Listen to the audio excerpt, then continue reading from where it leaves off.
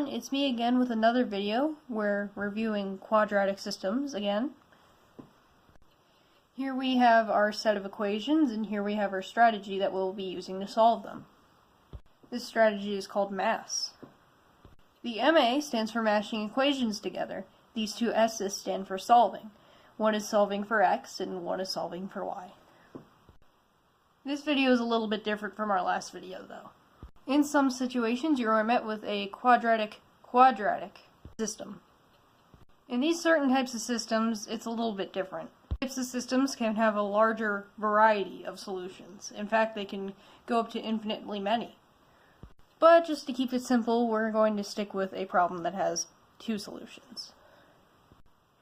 Now firstly, like last time, we mashed the equations together, but there is a problem again.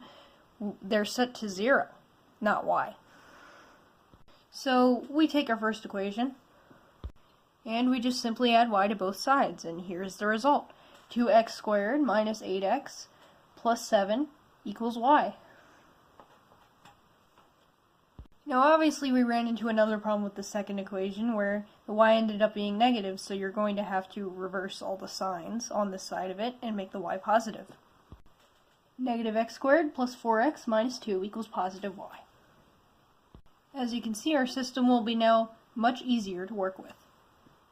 Following our strategy, MAS will take the first step and mash them together. So now we've set them equal to each other. So we have to take all of this and set it to 0, but in order to do that we have to subtract this from this side. Now of course I have my whole one side here, and of course you have to simplify it. So when I simplified it, it became 3x squared minus 12x plus 9 equals 0. This by 3 and we get x squared minus 4x plus 3 equals 0. And now we factor. Negative 1 and negative 3 add up to get negative 4, and multiplied together they get 3. So now we set these equal to 0. And as always, we have two ways to get to 0 here. If we take this way, x would be a positive 3. Or if we take this way, x would be a positive 1. So we have x equals 3 or x equals 1. We have two solutions here. You remember our initial equations? Take one of those, and we will plug in our x's. This is to solve for y. Just recently, we just solved for our x's.